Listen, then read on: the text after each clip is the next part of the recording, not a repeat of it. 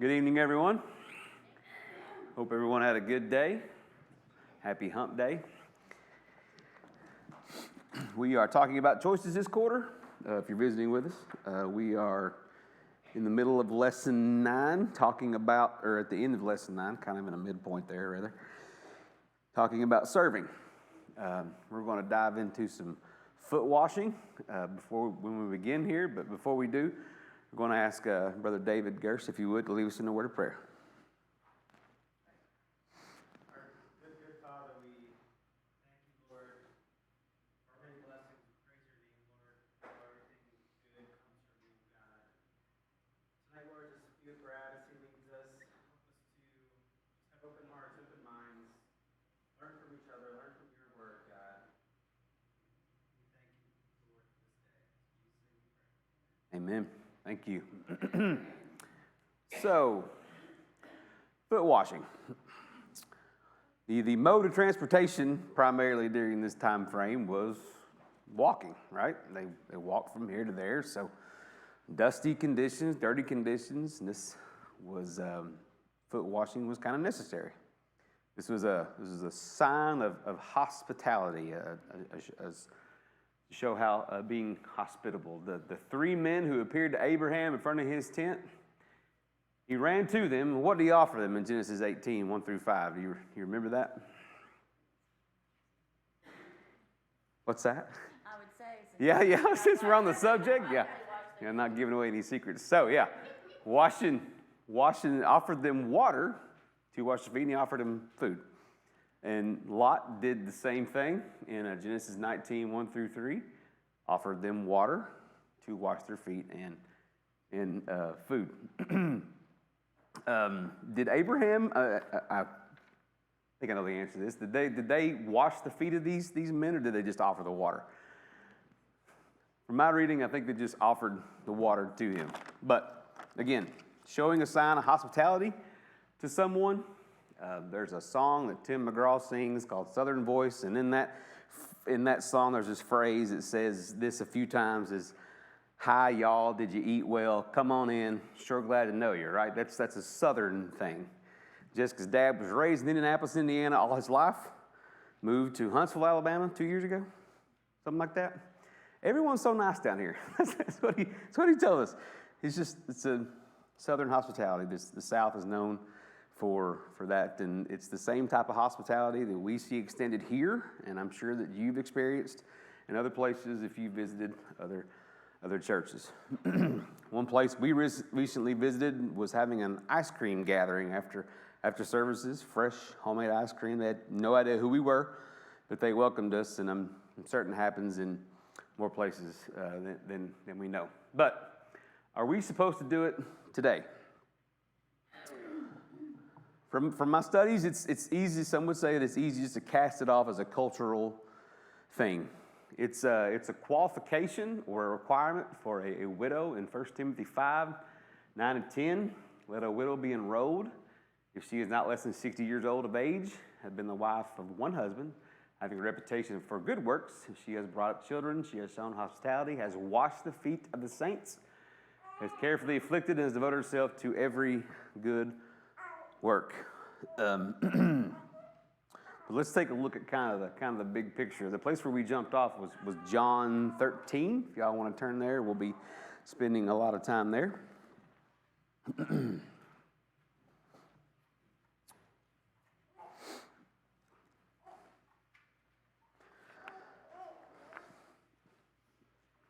Verses 1 through 3, Jesus knew the hour had come for him to depart. Satan had already entered Judas. Christ, knowing God the Father had given him all the authority and everything, and was going to return to his Father. Verses 4 through 11, we see that this example of washing of the feet. The washing the feet was deemed as a demeaning task. Only slaves would wash feet, otherwise you'd wash your own feet, as we talked about in Abraham and Lot, those examples. Peers never wash other people's feet. The lowest slave performed this duty, and Jesus accepts voluntarily humiliation. Someone, Sister Brandy Brinson brought up last time the account of Luke 7, where Jesus was invited to eat at a Pharisee's house. While he was there, a woman from the city, a sinner, what did she do? It's probably well known of her sinful nature. What does she do for Jesus? Washes his feet with her tears and dries them with her hair. That's a lot of liquid generated to wash anything with your tears. But Pharisee says if this man knew, if he was a prophet and he knew this woman, he wouldn't let him touch her. He educates himself, this guy, on forgiveness of debts, and then points out that this guy didn't offer him any water to wash his feet, and she washed his feet with her tears and dried them with her hair. You didn't kiss me, but she hasn't ceased to kiss me since you came here. So this account has a lot of forgiveness and remorse and guilt, but it takes a lot of humility to do what this lady did to Jesus. Back to John 13, we look at Peter's response for this, right? Lord, do you wash my feet? He seems kind of taken aback by this. You're going to do this? You're going to lower yourself to wash my feet? He tells you he's not going to understand, but he will in time what's going on. And Peter says, you'll never wash my feet. And then the kind of key phrase in verse 12, do you understand what I have done to you? Sure, he washed the feet, but this has a deeper meaning. It was a need during this time frame. They didn't have shoes. Their feet would have been very dirty, as we talked about, walking everywhere. They didn't sit like we do in chairs. They would have been reclining at a table with their feet tucked back, so it would have been very obvious that this need was there. You could see it. And that really kind of sticks out to me, that the need to wash someone's feet was obvious. I think Jesus did this because he wanted to teach humility, but I think there's something we can learn from that as well. There's more we can learn. When we're looking for ways to serve people, there are things that seem obvious, right? There's things that we can see, we can observe, maybe it's by hearing or sensing a tone of voice or certain words that someone might say that could lead us to an opportunity to serve. What does James 1:19 instruct us to do? Be quick to what? Listen. Be quick to listen. Know this, my brothers. Let every person be quick to hear, slow to speak, slow to anger. Probably not the context of what James is hammering home here, but in listening and taking your time before you speak, you might pick up on some information that would help in serving others. Second thing, it was a great act of humility. As we talked about Abraham and Lot, this was a job for slaves. Christ did this for them. Selfless and humility. He says in verse 15 that he has left an example of his followers to do. So here's the question. Was Jesus leaving an example of performing this act of foot washing, or was he leaving an example of a characteristic of service and humility? Yeah, I think so. Someone stated it is not a ritual, an outward ritual act that God is looking for. It's what the outward act communicates. So, why don't we wash the feet of others today? And a follow-up question is, I think it's kind of necessary. Is it as necessary as it was today as it was back then? Would it mean as much now as it did back then? And before we kind of say yes or no to this question, what if foot washing was a need a brother or sister needed? Would that be something that we would do? Absolutely, absolutely. Yeah, I think we'd agree that if a brother need that, then that's an opportunity to serve. I think the question here is, what is the need, right? That's what we're after. It could be that situation might look different to us today. What is the need? It may be cooking a meal for somebody, or praying for a dear sister or brother who's about to leave this world, hanging a swing on a porch for someone, taking care of somebody's pet for a week, or maybe using your resources, whatever it is, in some way to help.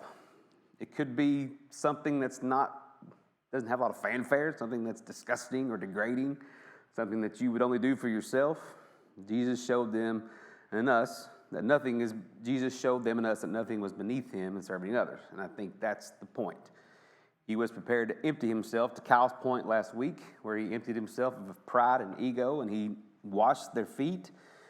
And last, he would empty himself physically on the cross. And that's what stressed in Philippians, that Paul stressed to those in Philippi. In Philippians 2, 5 through 8, have this mind among yourself, which is in yours in Christ Jesus, who thought, though he was in the form of God, did not count equality with God a thing to be grasped, but emptied himself by taking the form of a servant, being born in the likeness of men, and being found in human form, he humbled himself by becoming obedient to the point of death, even death on the cross. So, we could wash feet, but I'm not sure that meaning has the same meaning as it did back then. I think, Kyle, you brought up about a scheduled part of service. Some people do that as an annual thing. If I knew my feet were going to be washed on January the 22nd of this year, I think I'd be tempted to have like a pedicure to make them look a little more presentable. If you know it's going to happen, and we get into some muddy waters there, but I think serving should be something that you see the need and you follow through with serving and whatever need is there. So, any thoughts on that? Or follow up? I've read a lot of literature. Yep, me too. Obviously, in the very early days, people were traveling by foot. Mm-hmm. Their feet got dusty and dirty, and so in order to relieve their feet from being tired and dirty and going in the house and carrying in perhaps mud or on their feet and so forth, that was in addition to usually giving them something to drink, something to eat. Yeah. They also washed their feet. Mm-hmm. Now, if they were well off financially, they had servants who they washed their feet. But nowhere in the church do we find foot washing taking place. No example Mm-hmm. anywhere. Right. So after all reading, 30 or 40 verses, the Old and New Testament, I've concluded that this is strictly a lesson in humility, and what Jesus did with the disciples was just an example Mm-hmm. to follow. Yeah. If you want to show your humility, you can do a lot of things besides washing people's feet. After our discussion last Sunday, one of the sisters said she went to a debate. Mm-hmm. Debated whether foot washing was applicable today. Yeah. Another fellow volunteered to wash mine. I said, okay, I'll wash yours too. I don't think either one of us is going to wash each other's feet. But there may be some other need that either one of you have that you could do. I'm willing to if Yeah. anybody questions my humility. I'll say, I'll wash your feet. Hey, wash your feet. That's right. That's right. Brother Ford is right. Yes. The lesson here is not whether we should or shouldn't be doing this. The lesson is, the night before Jesus is being literally led to be Mm-hmm. crucified, he demonstrated the most ultimate act of humiliation. He's going to do basically, again, another act. It seems as though for the purpose of teaching his disciples a decisive lesson as to what really is, how do you demonstrate, this life that I've led, how do you lead a life as a follower of mine? He's going to teach them that. He teaches us that. So that's the lesson for us. And it's the beginning of Jesus lowering himself. It ultimately is going to be him allowing humanity, his creation, to kill him. And so it's the night before. We have to keep on when this is. Yeah. The night before he's going to be led away. And it's just, he's trying to teach his disciples what's important. And the lesson he leads with them is, I want you to be servants. Mm-hmm. That's the lesson for us. That the ultimate form of being Christ-like is becoming a servant. Yeah. And he washed everybody's feet in that room. You know what I mean? Even Judas, who he knew was going to betray him, and still. So I think that's another layer to that. To John, to your point, he didn't just serve people who loved him back, right? He washed all their feet, and Judas goes and does what he does. serving someone who would be our enemy. That takes a little more emptying of yourself in terms of pride and everything. So, anybody else?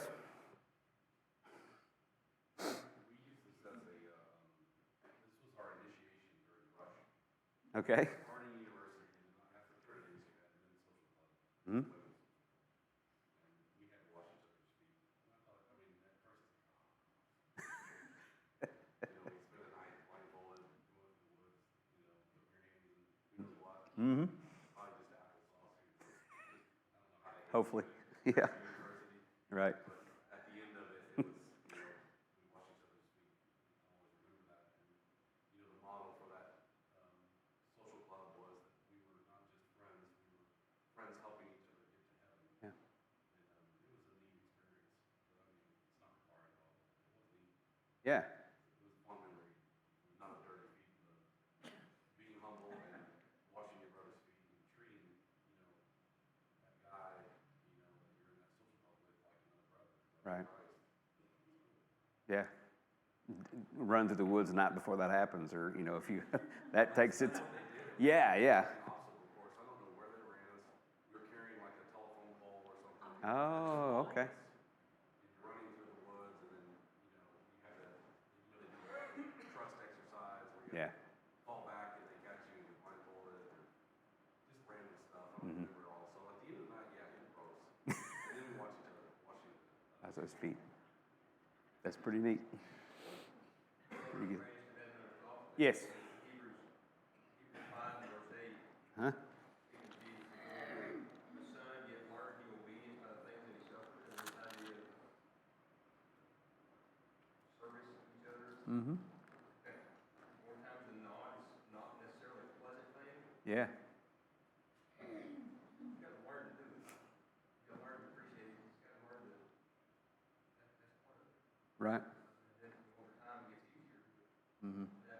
Maybe not the actual work, but the process. Right. The lowering yourself and just jumping in and doing it. Do you have something? No, I can. Well, no, I thought you raised your hand. I'm sorry. No, we got one back here though. If you want to comment later. come back. Yes, sir. Yes.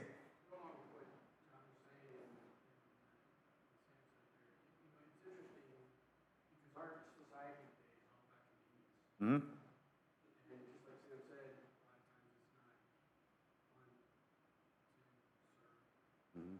But more than not, in our society, it's not convenient. Right. And if you think about Jesus and what he did on the night before, he was going to die for all mankind. He didn't think about himself. Mm-hmm. I mean, just consider that. I mean, Yeah. you see all these verses in Philippians and stuff that tell us he was the Son of God and he emptied himself. But think about it with us. Everything has to be convenient Mm-hmm. for us. If it's not, then all of a sudden it becomes a drudgery. Right. It's inconvenient. Mm-hmm. Really think about that. With Yeah. your brothers in need, your sisters in need. Yeah. It's not convenient. Mm-hmm. But it wasn't convenient for Jesus to stop and wash all of his disciples' feet, including Judas, Mm-hmm. on the night before he was betrayed. Yeah. That's a really good point. What was going through his mind, what he was about to face, yet he still did this act of service for all of them. So, good stuff. Yes, please. Oh, I'm sorry, I didn't see you. Okay. Just to say that sometimes going along with this is the conveniency part. More times than not, it's just your time that needs to be the service. Mm-hmm. Time listening to someone, they're going through that time. You don't need to respond.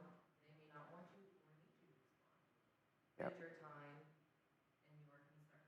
That needs to be the service. Very good. Yeah. Sometimes people just need a sounding board. I want you to listen. I want you to say anything, do anything. I just need you to listen. Good stuff. This is Paul speaking to the elders at Ephesus, and all things that I've shown you by working hard in this way, you must help the weak. And remember the words of the Lord Jesus, how he himself said, it is more blessed to give than to receive. Lesson for elders, but a lesson for us as well. A great reminder that an eldership should be built upon. All elders want to give themselves to the service of this congregation. What a great offering it is. Second, this should be our motto of our lives. Our elders should be the models of this principle that encourage the flock to live the same way. Any other thoughts before we get to the questions? Hopefully that helps. We got it. Foot washing was something that was cultural, needed at the time. So good thoughts. Question 1, if there's nothing else, a class in medical school was given a pop quiz. The test is relatively simple until the last question. What is the name of the woman who cleans this building? The student thought this question was a joke. The students thought that this question was a joke. One lady handed in her paper and asked if the last question would count towards her grade. Absolutely, said the professor. He went on to say, in your career, you will meet many people, and each is significant. Every person on any level deserves your attention and care if all you do is learn their name and say hello. The young lady later wrote, I never forgot that lesson. I also learned that her name was Dorothy. How does this story relate to the local church?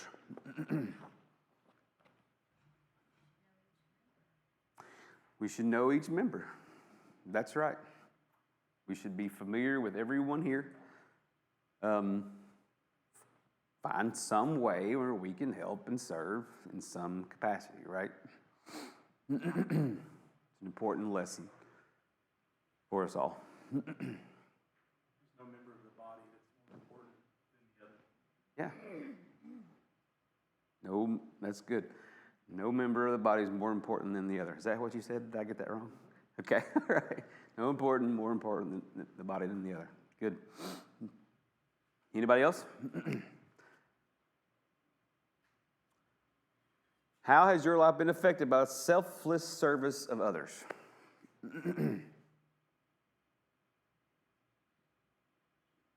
Anybody affected in some way in the service of the selflessness of brothers and sisters?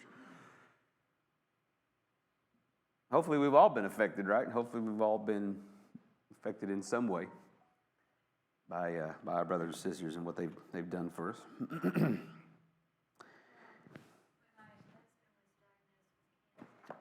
Very rare cancer, given a 5% chance of living after surgery. Mm-hmm. My church just picked me up and carried me through Yep. my 2 sons. Mm-hmm. It leaves a lasting impact, doesn't it, Ms. Carroll? When people pitch in, serve. I don't know how I did it. Wow, that was fun. It was fun. It's encouraging and it's humbling and awesome when people come together and help each other. So, think of someone in the congregation where you worship who has gone through difficult times. Mail them a handwritten note expressing appreciation for them and tell them you are lifting appreciation for them. Tell them you're lifting up in prayer. So, I think we have that going on pretty frequently, but there's always opportunities to do more of that, for sure. Is Jesus telling us in Matthew 20:26, let's turn there, Matthew 20:26, that we should never try to better ourselves? Personal ambition is something that we should have. We see examples of this for those without any. However, do we find the balance, keeping our feet on the ground while trying to reach for personal success? 20:26 says, it shall not be so among you, but whoever be great among you must be a servant, must be your servant. So, how do we find the balance, keeping our feet on the ground while trying to reach personal success in that?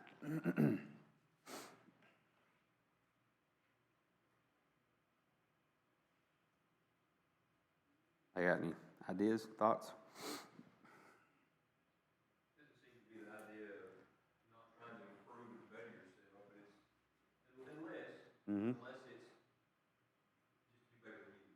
Right. Because it's kind of what, that seemed like the context is, and, mother of 70 children, Mm-hmm. I think my kids, 10 to 5, Yeah. just do better than everybody else. I mean, just, if that's our goal, to just increase and to be better than whomever, that's not necessarily contentment. Right. Maybe more, I'll say it's greed, but you can't know somebody's heart. It could be a slippery issue though. Yeah. Very much so. Just trying to outdo someone, I don't know, professionally or what have you. Good point, Sam. Yes. I believe that the goal behind your striving for success plays a big part in it. In the Tower of Babel, they were saying, let's go make a name for ourselves. God has given us a responsibility to go and take His name into the world. And so if I'm striving for success, I want to do the best work that I can. I want to rise to the top, because I want people to see where someone who says, I'll trust in God, follow Him, and act with His morals, and I want to show that can lead to success in life. And if it doesn't, I want to glorify God either way. I think Joseph is a prime example of that. Mm-hmm. And he was extremely successful, but it was always recognized that his God was favorable. Mm-hmm. So maybe the goal behind our striving for success, if it's so everybody can know that I'm the best preacher in the world, then that's not conducive to being a Christian. But if it's so that everyone can know that God is God. Yeah. Good. What God can do through you, and how you could be a servant through the things that you succeed in. Yes. How do you use that to help serve others? So, what's your opinion of the mother of James and John? Typical mom, right? Typical mama bear. Yeah, I want 2 and 3 for my kids. She wanted what was a place of honor for her kids, right? And what did Jesus say to that? Don't know what you're asking. You know, that's I don't think she understood exactly what that meant. Sorry, you don't know what you're asking.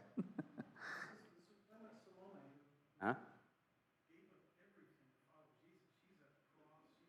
Uh-huh. Some say, there's some traditions that suggest she was a sister to Mary, and that's why the suggestion is that Jesus was cousins with John and James. Okay. But she was a true follower. Uh-huh. It just demonstrates just how far along in Jesus' ministry they were clueless. They just completely missed an understanding of the difference between a physical kingdom. She was fully expecting, Mm-hmm. as were the disciples, that Jesus was going to literally step into a kingship role in Jerusalem, to rule Jerusalem. Right. Beginning of Matthew chapter 24, it's evident that the disciples seem to be thinking of themselves in rulership and leadership roles in the temple. So as much as it's easy to kind of knock on her, Yeah. she probably gave up everything to follow Jesus, but she just misunderstood his kingdom. Right. As do most of Christendom today. Yeah. We're not far off from them, are we? In that we don't understand sometimes. So, question 6: a businessman in first class caught his flight and headed home. As he boarded the plane, he spotted a young soldier. Just before they departed, the businessman asked the flight attendant to bring the soldier up front. Man stuck out his hand, said, "Thank you for your service of our country," and then gave up his first class seat for the soldier. He refused to take no for an answer. The soldier told him it made his day. He didn't know what he didn't know. What is it that made the other man's day too? What is the principle of Acts 20:35? Let's turn there and read that if someone would.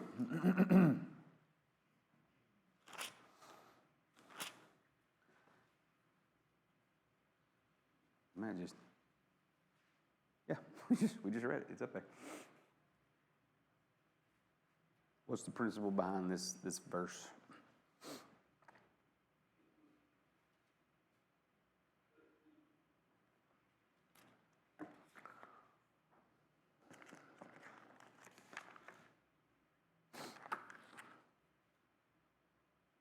Pretty cut and dry.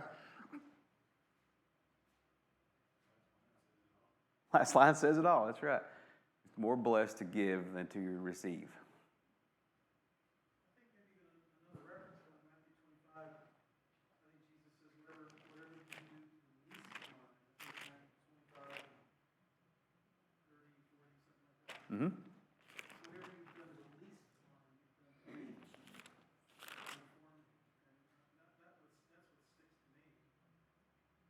Yeah. Is when we do something for someone that maybe, by all appearances, is least.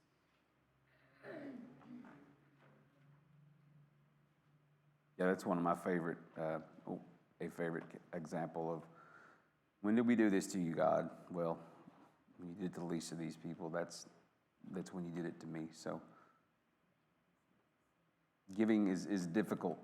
It requires, to Kyle's point last weekend, an emptying of yourself, an emptying of your time and your resources, and it's sometimes we get the tunnel vision of what's going on, and I'm guilty of that as well, our lives and things, and it's hard to see the needs and where to serve, but it doesn't take, again, anything grandiose in nature, just little things to serve, so.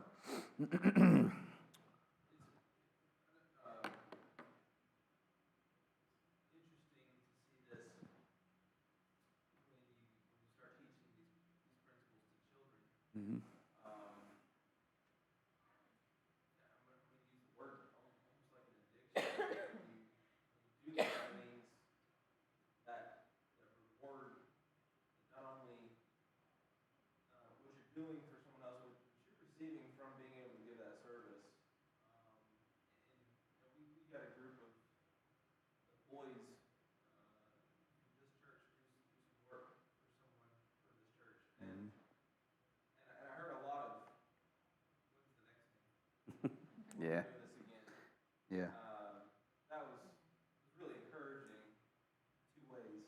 Mhm. Both as a parent to hear that, but to see they start to realize this is really exciting to give and to be able to give what we can give. Mm-hmm. But I mean, I experience that in my age now, and I'm sure in the future too. But it is. It's just such you can finally give and use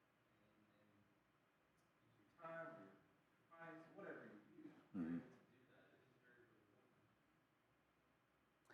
Very much so. There's a, I don't know, a sense of accomplishment, I guess, I don't know if you will, for helping where you can and when you can. Yeah, that's good. Good for kids to see us doing it and fostering and finding ways where they can jump in on those situations. So, last question on page number 30 or 54. What is the name of the cleaning lady where you work, or man and where you work? So, I don't know. Maybe if you don't know, find out. If you do know, I don't know. Maybe send them a note or tell them how much they appreciated. And I was in I think I was in Walmart or Kroger one time, and just it may have been around this time of year. I can't remember, but just some of the workers were just saying how rude and the people were and stuff. So maybe it's something as simple as telling some of those, thank you for what you do. We have those cards you can pass out anywhere. Thank you for your service. In some way, somehow encourage people. There's lots of ways we can serve, lots of ways we can help.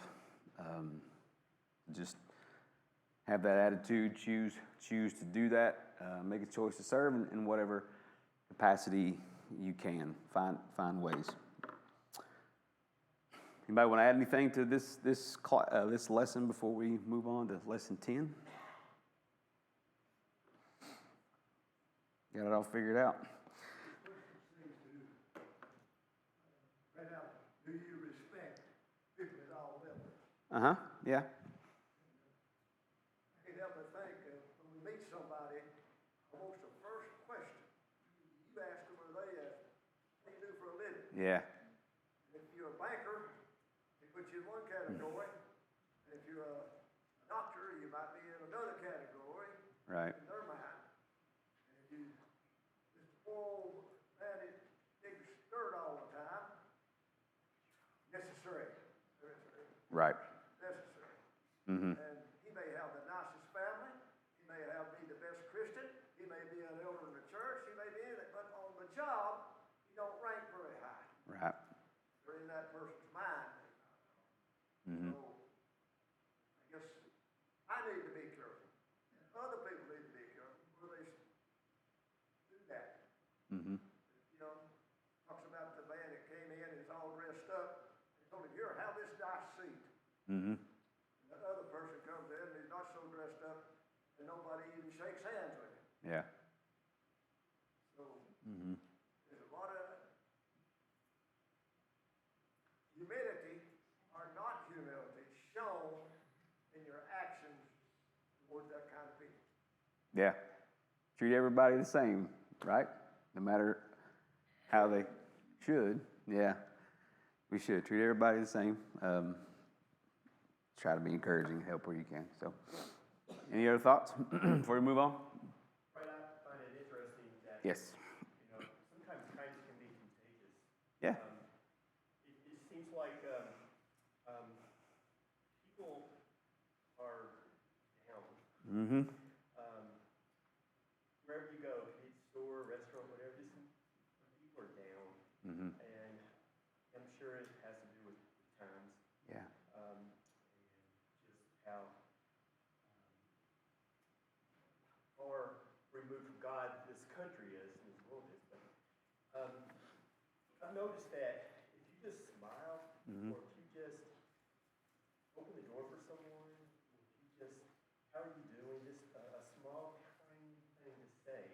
Mm-hmm. That person is looking at you like, people are still Yeah. kind in this world. And who knows, that person may say something nice to someone else. Mm-hmm. It could be contagious. Yeah. Those, you hear those, or you see those, or maybe you're a part of them, those drive-through lines where this person in front is paid for it. I wonder if the people inside are like, oh, let's see how long this goes. You know, who's going to do this next, and who's going to break this chain? And I never want to be one of those people that breaks the chain, so I got the guy behind me. So, yeah, that's right. You don't know what saying something nice or doing something nice for somebody will do for them. That might, there's a movie called Pay It Forward. I don't know if y'all ever seen it, no, but it reminds me of that. Someone does something nice to you, pay it forward to someone else somehow, some way. Choosing to stand. 1 Corinthians 16:13, be watchful, stand firm in the faith, act like men, be strong. Galatians 5:1, freedom, Christ has set us free. Stand firm, therefore, and do not submit again to a yoke of slavery. Ephesians 6:1, put on the whole armor of God, that you be able to stand against the schemes of the devil. We've talked about this, I think, in other classes. The devil, Satan, does not give up once we make the choice to become a Christian. If anything, he probably ups the attempts or whatever. He tries to somehow get to you a little more. This 1 Peter 5:8, speaking to elders, be sober-minded, be watchful. Your adversary, the devil, prowls around like a roaring lion, seeking someone to devour. But no one really sits comfortable knowing a lion is on the loose, do they? I looked up this article in Sydney, Australia. In November this year, 5 lions, 4 cubs, and 1 adult managed to escape their enclosure, prompting the zoo to sound the Code 1 alert and rush the guests of its roar and snore overnight stay program to safety. So there are people sleeping on the premises, and these lions got out. So The overnight folks were still separated by a 6-foot fence, but I mean, if they can get out of the enclosure, a 6-foot fence doesn't really give me a warm fuzzy about protecting them. You went to Africa, right? Were the locals chill about lions roaming around? I'm sure you all probably weren't, but If they were behind the fences, or if they had a meal in front of them, then yeah, they were okay. But yeah. if they were outside of their enclosure, or if they were hungry, they took it very seriously. Right. Yeah, I just imagine having that around you and being just where that's normal. You know, a lion's just running around, but that's a way of life for them. So, in that mindset, we have to be on guard, and I'm sure people where you were on guard. The zoo, not so much. They got out. We can't be caught sleeping.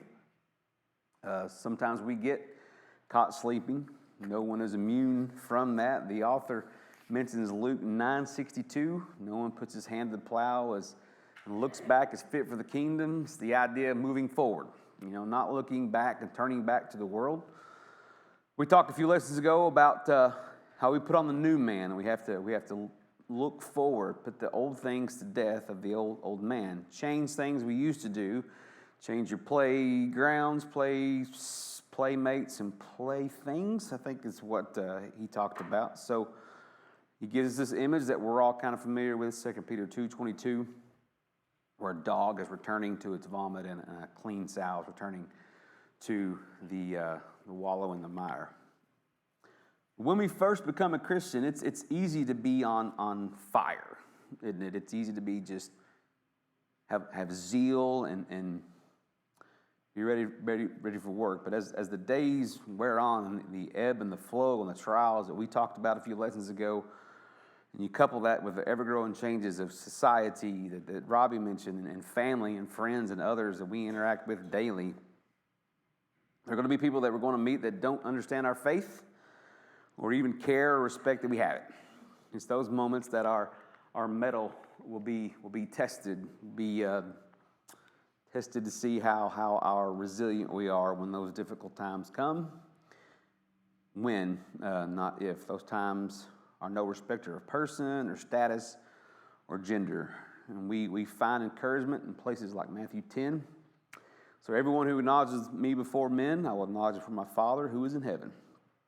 As we look into the context of this chapter, Jesus told the apostles this was going to happen. He was going to send them out as sheep among wolves. Matthew 10, 22 through 25.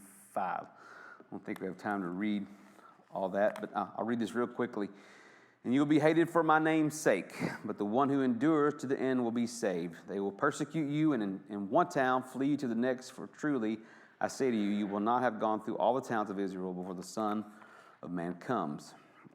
A disciple is not above his teacher, nor is a servant above his master. If it is enough for a disciple to be like his teacher and the servant like his master, if they have called the master out of the house of Beelzebub, how much more will they malign those of his household? They're going to come after you. They're going to come after us. We're going to be tested. We're going to be put on. There's going to be trials. We're going to have to deal with. And he tells them in 17 through 22 to just not fear them. And if we choose to believe his word is true, then we have chosen to believe that if we stand for him, we will be acknowledged by him in the presence of his Father. How do we stand? How do we find the courage to stand? How do we develop that to stand for God in this day and age?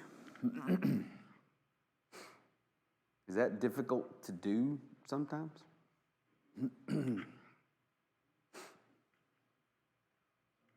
Sometimes it is. Right? Yeah. Company you keep, people you're around all the time, it's easier to stand up. People you don't see all the time are strangers. You know, sometimes it's hard to take a stand. You'll be having a treat next Sunday, Lord willing. Ron will be teaching your class, so be ready for that. We'll be jumping in right there where we left off, and